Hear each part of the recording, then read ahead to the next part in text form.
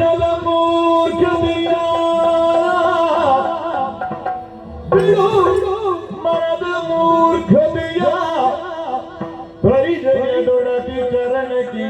ಭಕ್ತಿಯೋದಲಿ ಪೊಡಮಡುತ್ತ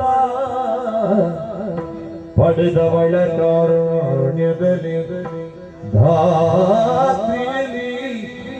ಜಡದ ಪೀಠನವಳದ ದಡದಲ್ಲಿ ಪಡೆದು ಸುಖವನ ಬಾಳುವುದಿರುತ್ತ ಜಡದ ಪೀಠನವಳದ ದಡದಲ್ಲಿ ಪಡೆದು ಸುಖವನ ಬಾಳುವುದಿರುತ್ತ ನುಡಿಯೇ ನೀತಿಯ ಹೊರೆಯೇ ಬಿಡು ಮನದ ಮೂರ್ಖತೆಯ